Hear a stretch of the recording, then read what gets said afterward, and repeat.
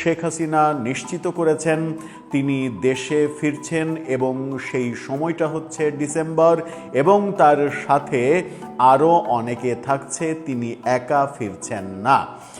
তালগোল অবস্থা। গতকালকেও আমরা বাংলাদেশের পররাষ্ট্র প্রতিমন্ত্রীকে এটা নিয়ে কথা বলতে দেখেছি। এই ব্যাপারগুলো নিয়ে যখন কথা হচ্ছে তখন আজকে বিকেলে পৃথিবীর অন্যতম প্রধান সংবাদ মাধ্যম রয়টার্স তারা রীতিমতো বোমা ফাটিয়েছে। তারা নিশ্চিত করছে এবং এই প্রথমবারের মতো রয়টার্স শেখ হাসিনার সঙ্গে সরাসরি কথা বলে সাক্ষাৎকার নিয়েছে, এবং সেই সাক্ষাৎকার এটাই প্রথম কোনো গণমাধ্যম ইমেল সাক্ষাৎকারের বাইরে শেখ হাসিনার সঙ্গে কথোপকথনের মাধ্যমে সাক্ষাৎকার নিয়েছে, এবং সেই সাক্ষাৎকারে বেরিয়ে এসেছে শেখ হাসিনা নিশ্চিত করেছেন তিনি দেশে ফিরছেন এবং সেই সময়টা হচ্ছে ডিসেম্বর। শেখ হাসিনা নিশ্চিত করেছেন তিনি দেশে ফিরছেন এবং সেই সময়টা হচ্ছে ডিসেম্বর, এবং তার সাথে আরও অনেকে থাকছে, তিনি একা ফিরছেন না। সব কিছু মানে তার মৃত্যুদণ্ড হতে পারে এটা জেনেই তিনি দেশে ফিরছেন, ফেরার চূড়ান্ত সিদ্ধান্ত নিয়েছেন, এই তথ্য রয়টার্স নিশ্চিত করছে। রয়টার্স যখন এই তথ্য নিশ্চিত করছে তখন সিএসবি নিউজ, হিন্দুস্তান টাইমস সহ দুনিয়ার তাবৎ গণমাধ্যমে এটা খবর হতে শুরু করেছে। কি বলছে, বিস্ফোরক তথ্য কি কি বের করে আনলো রয়টার্স, চলুন একটু বোঝার চেষ্টা করি। কারণ বাংলাদেশের গণমাধ্যমে এই খবর খুব একটা গুরুত্ব দিয়ে প্রকাশ করা নাও হতে পারে, কারণ কদিন আগেই এনডিটিভিতে শেখ হাসিনার দেয়া সাক্ষাৎকারকে কেন্দ্র করে বাংলাদেশের গণমাধ্যম যখন সেটা উদ্ধৃত করে নিউজ করেছিল তখন কিন্তু প্রধানমন্ত্রীর তথ্য উপদেষ্টা এক ধরনের হুমকি দিয়েছিলেন যে শেখ হাসিনার যে কোনো ধরনের বক্তব্য প্রচারে নিষেধাজ্ঞা আছে, কিন্তু শেখ হাসিনার বক্তব্য কেউই কিন্তু প্রচার করছে না।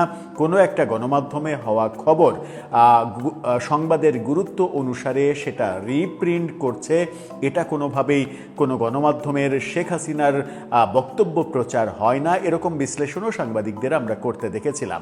রয়টার্সে নতুন করে কি বললেন তিনি, কি কি কথা উঠে আসলো, স্পেসিফিক কোন কোন বিষয় উঠে আসলো, ডিসেম্বরকেই তিনি কেন বেছে নিচ্ছেন, এবং তিনি যেটা বলছেন সরাসরি টেলি কথোপকথনে যে সাক্ষাৎকার তিনি দিয়েছেন সেই সাক্ষাৎকারে এই প্রথম প্রশ্নের পাল্টা প্রশ্ন, উত্তরের পাল্টা প্রশ্ন এটা করার স্কোপ পেয়েছিল রয়টার্স। কি উঠে আসলো সেই সাক্ষাৎকারে, চলুন একটু বুঝে ওঠার চেষ্টা করি এই ভিডিওতে, থাকবেন পলিট। দর্শক, বলছিলাম রয়টার্সের কথা, দুনিয়ার তাবৎ বাঘা সংবাদ মাধ্যমের মধ্যে অন্যতম বড় এবং বলা যায় সব থেকে বৃহৎ সংবাদ মাধ্যম রয়টার্স।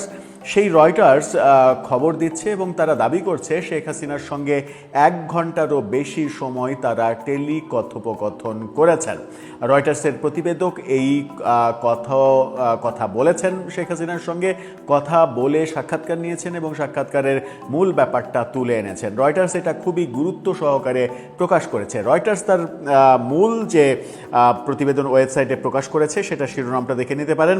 সেখানে তারা বলছে এক্সক্লুসিভ, এটাকে এক্সক্লুসিভ সাক্ষাৎকার বলছে। তারা বলছে বাংলাদেশের Hasina plans December return with party colleagues to surrender, অর্থাৎ তার পার্টির অন্যান্য নেতাদেরকে নিয়ে তিনি সারেন্ডার করার জন্যই ডিসেম্বরে দেশে ফিরবেন এই ঘোষণা দিয়েছেন। তার মানে এখানে একটা নতুন তথ্য আছে, তিনি একা না, তার সাথে তার দলীয় নেতারাও থাকবেন। সেই ক্ষেত্রে কোন কোন নেতাকে তিনি বেছে নেবেন বাংলাদেশে সারেন্ডার করে কারাগারে যাওয়ার জন্য, সেটাই এখন দেখার বিষয়। রয়টার্সের এই প্রতিবেদন আমরা যখন দেখছি তখন রয়টার্স এটা সামাজিক যোগাযোগ মাধ্যমে ফেসবুকেও গুরুত্ব সহকারে প্রকাশ করেছে। তাদের ফেসবুক পোস্টটা দেখে নিন, সেখানেও তারা বলছে exclusive, ousted Bangladeshi prime minister Sheikh Hasina facing a death sentence back home where her party is banned, told Reuters she and senior party colleagues plan to return from exile in India around December and surrender. এই বক্তব্য ফেসবুকে দিচ্ছে এবং তারা যখন এটা প্রকাশ করছে তখন আমরা দেখছি যে আমেরিকা ভিত্তিক গণমাধ্যম সিএসবি নিউজ তারাও এই খবরটা নিশ্চিত করছে। তাদের ফটোকার্ডটা দেখে নিন, সেখানে তারা বলছে ডিসেম্বরেই নেতাকর্মী সহ দেশে ফিরছেন শেখ হাসিনা। তারা রয়টার্সের উদ্ধৃতি দিয়েই এই খবরটা প্রকাশ করছে। এই খবর যখন তারা দিচ্ছে তখন হিন্দুস্তান টাইমসও এটা নিয়ে খবর করছে। হিন্দুস্তান টাইমস সহ ভারতের বহু গণমাধ্যমে এটা প্রকাশিত হয়ে গেছে। এরই মাঝে হিন্দুস্তান টাইমসের শিরোনামটা দেখে নিন, সেখানে বলছে they may kill me, Sheikh Hasina plans December return to Bangladesh, wants death to come on own soul. Hindustan টাইমসের শিরোনামটা এরকম। রয়টার্স কি বলছে? রয়টার্সের প্রতিবেদনে মূল যে চারটা ব্যাপার উঠে এসেছে সেখানে হচ্ছে ক্ষমতাচ্যুত বাংলাদেশি নেত্রী রয়টার্সকে বলেছেন দেশে ফিরলে তার মৃত্যু ঝুঁকি রয়েছে। হাসিনা বলেছেন তিনি ও দলের কর্মীরা স্বেচ্ছায় ফেরার পর আদালতে আত্মসমর্পণ করবে। বলছেন মৃত্যুদণ্ড সত্ত্বেও পরিকল্পিত প্রত্যাবর্তন নিয়ে ঢাকার সঙ্গে কোনো যোগাযোগ নয়। শেখ হাসিনা বলছেন, অর্থাৎ তিনি সরকারের সঙ্গে কিংবা ঢাকার সঙ্গে কোনো ধরনের কোনো দফারফা করতে চান না। তারপরে তিনি বলেছেন হাসিনা তার আওয়ামী লীগের ওপর থেকে নিষেধাজ্ঞা তুলে নেওয়ার দাবিও জানিয়েছেন। এবার যাই একটু বিস্তারিততে। ক্ষমতাচ্যুত বাংলাদেশি প্রধানমন্ত্রী শেখ হাসিনা, যিনি দেশে ফিরে মৃত্যুদণ্ডের মুখোমুখি এবং যেখানে তার দল নিষিদ্ধ, রয়টার্সকে বলেছেন যে তিনি এবং তার দলের জ্যেষ্ঠ সহকর্মীরা ডিসেম্বরের মধ্যেই ভারত থেকে নির্বাসন শেষে ফিরে এসে আত্মসমর্পণ করার পরিকল্পনা করছেন। দক্ষিণ এশিয়ার দেশটির দীর্ঘতম সময় ধরে ক্ষমতায় থাকা নেত্রী বলছেন তিনি এবং তার আওয়ামী লীগের সদস্যরা 2 বছর আগে পালিয়ে যাওয়া দেশে স্বেচ্ছায় ফিরে এসে আদালতে হাজিরা দেওয়ার লক্ষ্য নিয়েছেন, অর্থাৎ সিদ্ধান্ত নিয়েছেন তারা আদালতে আত্মসমর্পণ করবেন। এর মাধ্যমে বাংলাদেশ তার সবচেয়ে প্রভাবশালী রাজনৈতিক প্রতিপক্ষের মোকাবেলার পদ্ধতিকে পরীক্ষা করবে। ফিরে এলে তারা আমাকে গ্রেপ্তার করতে পারে, এমনকি মেরেও ফেলতে পারে। এই বৃহস্পতিবার গভীর রাতে এবং শুক্রবার সকাল পর্যন্ত প্রায় 1 ঘন্টা ব্যাপী টেলিফোন সাক্ষাৎকারে বলেন 78 বয়সী এই নেত্রী। অর্থাৎ টেলিফোন সাক্ষাৎকারে যেটা সাক্ষাৎকারটা নেওয়া হয়েছে টেলিফোনে কথোপকথনের মাধ্যমে, এই প্রথম কোনো গণমাধ্যম শেখ হাসিনার সঙ্গে সরাসরি কথা বলল। আর কোনো গণমাধ্যম, বিশ্বের আর কোনো গণমাধ্যম সরাসরি কথা বলতে পারেনি, সবাই ইমেল সাক্ষাৎকার নিয়ে ছাপিয়েছিল। সুতরাং এই সাক্ষাৎকারটার গুরুত্ব অন্যগুলোর চাইতে অনেক বেশি হবে, এটাই স্বাভাবিক। তিনি বলছেন তবুও আমাকে যেতে হবে। আমার দলের নেতাকর্মীরা প্রচণ্ড দমনপীড়নের শিকার হচ্ছেন। যদি মৃত্যু আসে আমি চাই তা যেন আমার নিজের মাটিতেই আসে, যেখানে আমার বাবা মা সমাহিত এবং যেখানে তাদের রক্ত ঝরেছিল। নির্বাচনের কারণে বাংলাদেশ ভারত সম্পর্কে টানাপোড়েন হবে কিনা সেই প্রসঙ্গে তিনি বলছেন যে একাধিক মেয়াদে 20 বছর প্রধানমন্ত্রীত্বের অবসান ঘটিয়ে বিক্ষোভের মুখে 2024 সালে বাংলাদেশ থেকে চলে যান শেখ হাসিনা। ছাত্র নেতৃত্বের এক গণঅভ্যুত্থানে প্রাণঘাতী দমনপীড়নের নির্দেশ দেওয়ায় দেশটির যুদ্ধাপরাধ আদালত নভেম্বরে তার অনুপস্থিতিতে তাকে মৃত্যুদণ্ড দেয়। তিনি নির্বাসন থেকে এই অভিযোগ অস্বীকার করে আসছেন, অর্থাৎ শেখ হাসিনা তার বিরুদ্ধে যে অভিযোগ সেই অভিযোগগুলো অস্বীকার করছেন, সেটা বলছে রয়টার্স। 2 বছরের অস্থিরতার পর ঢাকা সরকার স্থিতিশীলতা ফিরিয়ে আনার চেষ্টা করায় তার প্রত্যাবর্তন পোশাক রপ্তানির এই শক্তিশালী দেশটিতে রাজনৈতিক বিভাজন আরও তীব্র করতে পারে। অর্থাৎ শেখ হাসিনা ফিরে আসা রাজনৈতিক বিভাজন তৈরি করতে পারে আরও বেশি, এটা রয়টার্স মনে করছে। অন্যদিকে এটি ভারতের সঙ্গে তিক্ত সম্পর্কের উন্নতি ঘটাতে পারে, যা নয়াদিল্লি তাকে আশ্রয় দেওয়ার পর তীব্রভাবে অবনতি হয়েছিল। অর্থাৎ রয়টার্স বলছে শেখ হাসিনা যদি সত্যিই দেশে ফিরে আসেন তাহলে ভারতের সঙ্গে যে তিক্ত সম্পর্ক সেই তিক্ত সম্পর্কের অবসান ঘটতে পারে 1।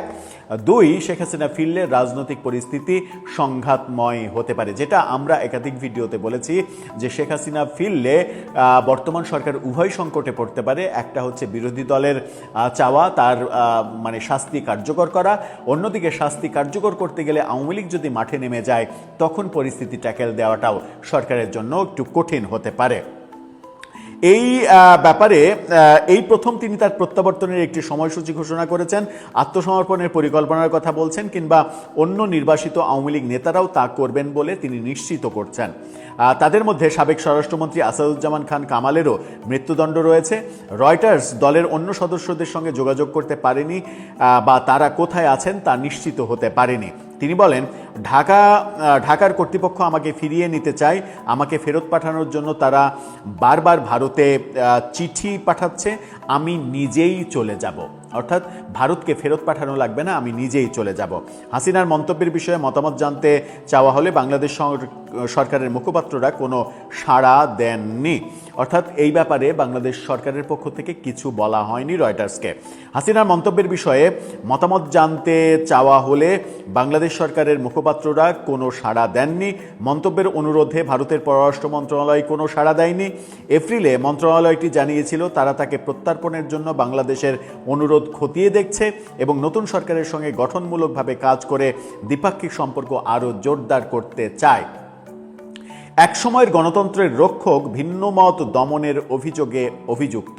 অর্থাৎ একসময়ই যিনি গণতন্ত্রের রক্ষক ছিলেন তিনি ভিন্নমত দমনের যে অভিযোগ, সেই অভিযোগে অভিযুক্ত হয়েছেন। শেখ হাসিনা প্রসঙ্গে রয়টার্স বলছেন যে একটি সামরিক অভ্যুত্থানে তার পিতা একজন স্বাধীনতার নেতা এবং পরিবারের অধিকাংশ সদস্যকে হত্যা করার পর শেখ হাসিনা পাদপ্রদীপের আলোয় এসেছিলেন। তারপরে তার রাজনৈতিক জীবনের বর্ণনা দেওয়া হচ্ছে এবং গত আন্দোলন, যেটা জুলাই আন্দোলন, সেখানে জাতিসংঘের রিপোর্টে 1400 জন মৃত্যুর যে খবর, সেই খবরটাও বলা হচ্ছে। শেখ হাসিনা যেটা বলেছেন রয়টার্সকে সর্বশেষ, সেটা হচ্ছে জনগণকে সিদ্ধান্ত নিতে দিতে হবে।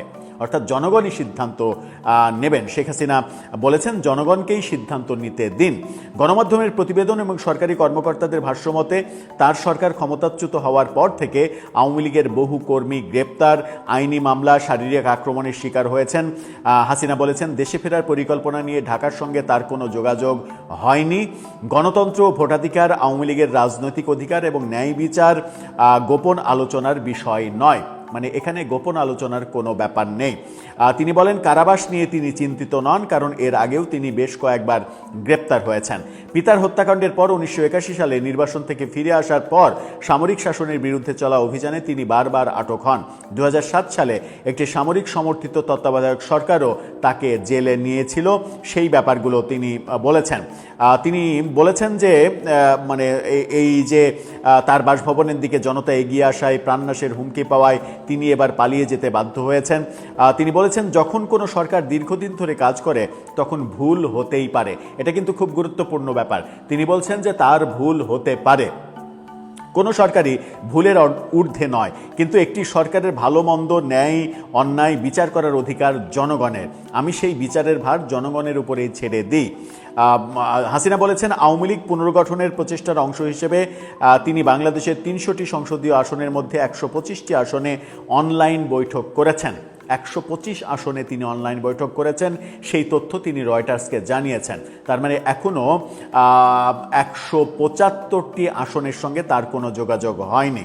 তিনি বলেন তারা হয়তো আমাকে দোষী সাব্যস্ত করেছে এবং আমি হয়তো নির্বাচনে প্রতিদ্বন্দ্বিতা করতে পারবো না, কিন্তু তারা আওয়ামী লীগকে কেন স্থগিত করবে? আমরা যদি ভুল করে থাকি তবে জনগণই তার সিদ্ধান্ত নিক। অর্থাৎ আওয়ামী লীগ যদি ভুল করে থাকে তাহলে সেই সিদ্ধান্ত জনগণের উপরে ছেড়ে দেওয়ার কথা বলছেন। যে কথাটা অনেকেই বলেছেন যে রাজনৈতিক দলকে নির্বাহী আদেশে, আদালতের মাধ্যমে, যে কোনো ফরম্যাটে নিষিদ্ধ করার যে প্ল্যান, সেই প্ল্যানটা ঠিক নয়। অনেকে এটাও বলেছেন যে 24-এর শেখ হাসিনা সরকার পতনের পরে 3 মাসের মধ্যে যদি নির্বাচন হতো তাহলে কিন্তু জনগণই তাদেরকে ভোট দেওয়া থেকে বিরত থাকতো, সুতরাং তাদের দলের অবস্থা এমনিতেই খারাপ হয়ে যেত। কিন্তু ইউনূস সরকারের অনেক দিন ক্ষমতায় থাকার যে খায়েশ, সেই খায়েশ এবং অপশাসনের জন্য আওয়ামী লীগ অনেকটা প্রাসঙ্গিক হয়ে গেছে। অনেকে ভাবতে শুরু করেছেন যে মানে আওয়ামী লীগকে তাড়িয়ে যদি এরকম অবস্থা হয় তাহলে তো আওয়ামী লীগই ভালো ছিল। এরকম বক্তব্য কিন্তু অনেকের মুখ থেকে বেরিয়েছে। সুতরাং ইউনূস সরকারের ব্যর্থতা, অপশাসন এবং অনেক দিন ক্ষমতায় থাকার খায়েশের কারণেই আওয়ামী লীগ 2 বছর যেতে না যেতেই কিন্তু অনেকের কাছে প্রাসঙ্গিক হয়েছে এবং আওয়ামী লীগের নেতারা এখন দেশে ফেরার সাহস করছেন। এমনকি শীর্ষ নেতা শেখ হাসিনা এবারের ঘোষণাটা একেবারে স্পষ্ট, যেহেতু কথোপকথন করেছেন একেবারে টেলিফোনে ডিরেক্ট, সেহেতু এবারে আর ওই ইমেলে লিখিত ব্যাপার না যে লেখার সময় অনেক কিছুই সাজিয়ে গুজিয়ে লেখা যায়, কিন্তু যখন কথা বলা যায় তখন কিন্তু মনের অজান্তেই অনেক কথা বেরিয়ে আসে। এই ঘোষণাটাকে আমার মনে হয় যে গুরুত্ব দেওয়ার যথেষ্ট কারণ এখন তৈরি হবে। এখন দেখার বিষয় যে এই বক্তব্য কোন দিকে গড়ায়। এবং গতকালকেও আমাদের পররাষ্ট্র প্রতিমন্ত্রী বলেছেন শেখ হাসিনাকে ফিরিয়ে আনার চেষ্টা চলছে, কিন্তু সেটা খুব দ্রুত সম্ভব নয়, সেটা সময় প্রয়োজন। এরকম কথা যখন বলছেন, তখন শেখ হাসিনা যদি ডিসেম্বরের মধ্যেই ফিরে আসেন, তাহলে তো বোধহয় সরকারের ওয়েলকাম জানানোরই কথা, যে আসেন, আপনি আসেন, আইনের মোকাবেলা করেন, তাহলে তো ভালোই, সবার মানে সব কুলি রক্ষা হয়। এতে মনে হয় সরকারের আপত্তি থাকার কথা নয়। এবং শেখ হাসিনার জন্য যদি ট্রাভেল পাস প্রয়োজন হয়, সেটাও বোধহয় সরকারের দেয়া উচিত।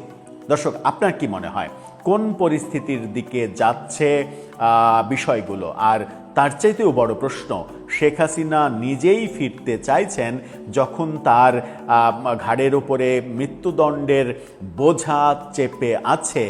এই যে ফেরার সাহস, এই সাহসটা তিনি কোথায় থেকে পাচ্ছেন? আন্তর্জাতিক পর্যায় থেকে নাকি অন্য কোনো জায়গা থেকে? আপনার মতামত জানিয়ে লিখতে পারেন আমাদের কমেন্ট।